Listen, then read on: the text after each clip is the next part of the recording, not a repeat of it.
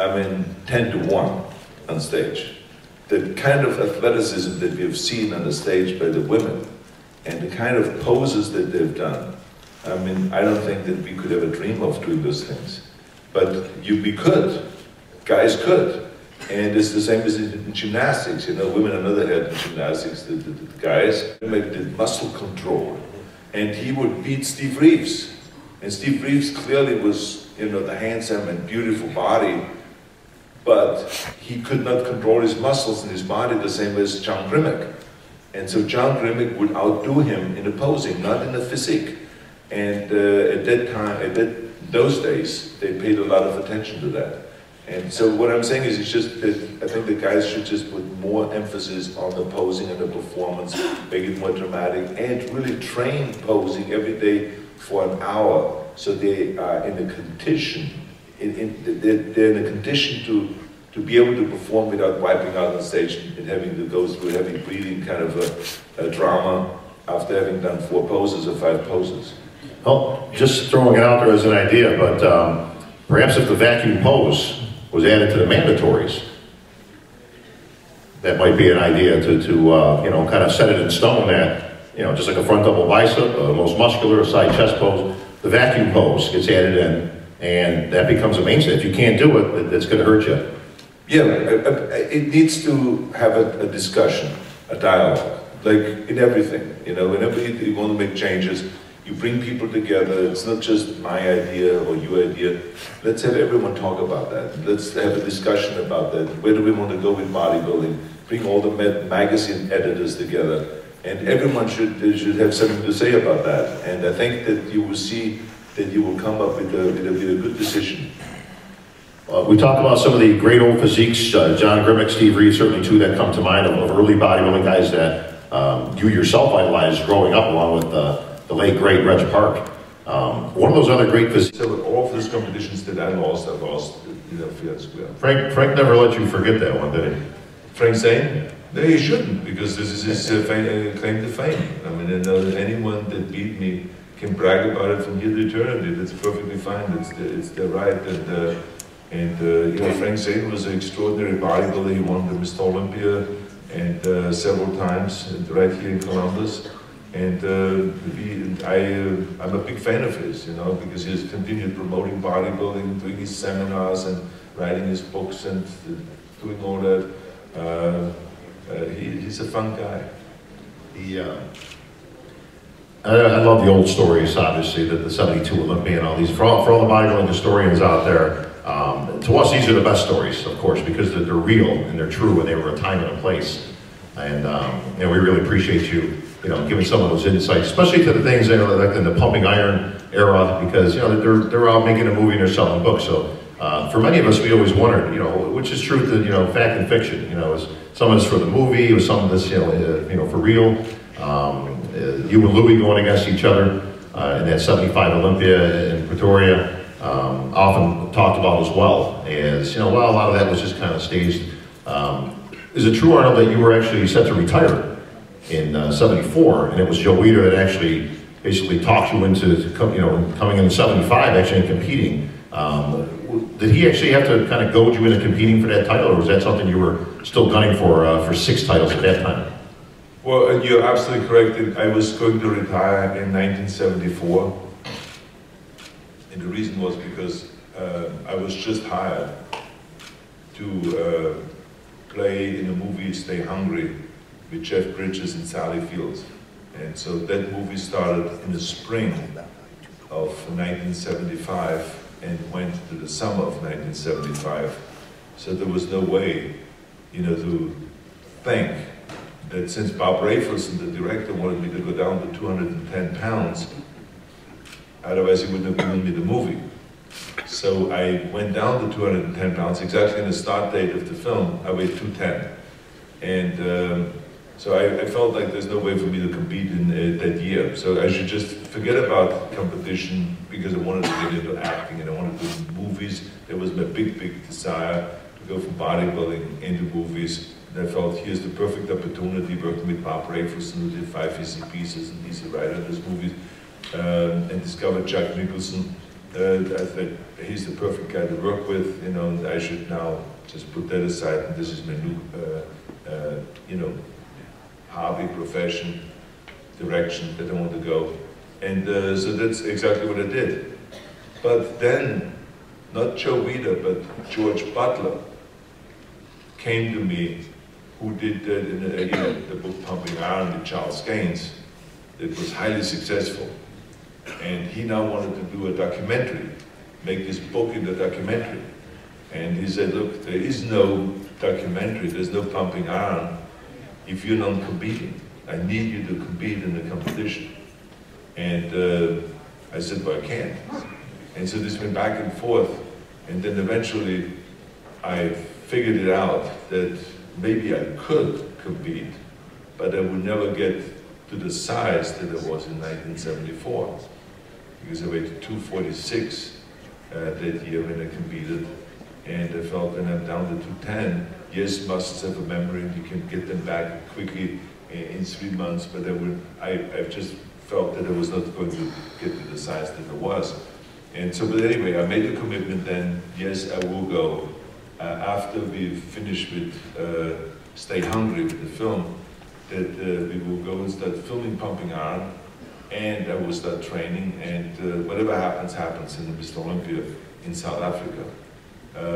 And so then Lou Ferrigno also decided to compete in that. And so that was for them perfect, because they thought he was on the East Coast, I was on the West Coast, and he was the new guy on the block, and I was then the older guy on the block.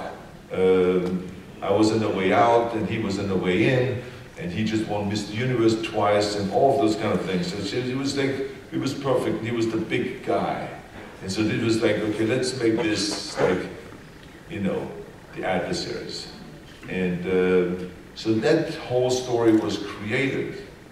But what was not created was the reality of the competition and the reality of him working out in the East Coast, and me working out there, me trying to do everything that I could to win, and him trying to do everything that he could to win. But, you know, we wanted to make it spicy and interesting, and so they created this story that he was screaming while he was working out, Arnold, Arnold, Arnold, and all those things. And I was out there, you know, worrying about Lou Ferrigno. And, you know, and then there's the psych out going on. And then when I meet up with the parents for the breakfast, you know, we knew that we were going to have a discussion that would be kind of like competitors talk, right? But we didn't know where the conversation is going to go. There was no lines written, there was no script or anything like that. We just put a mic in the middle where normally the umbrella is. We took the umbrella out and we put the mic in there, we put a towel over it so no one could really see it. And so, you know, the Ferrigno and the family sat down, and I sat down and did breakfast, and we started talking. But I knew exactly what direction we should go with the whole thing to make everyone kind of like get lively and get into it. And so that's the way Pumping Iron was shot. So that's why we call it a docudrama, really, because that some of it was created, the characters were kind of created to make the movie more interesting, but the competitions and all the training and all that stuff was all real. So when you were sitting there at breakfast with Louis and you were eating those eggs and you were nervous and it was shaking, you were actually nervous. Yeah, right. That was real. That was, yeah, that was real. Did you, that was good acting.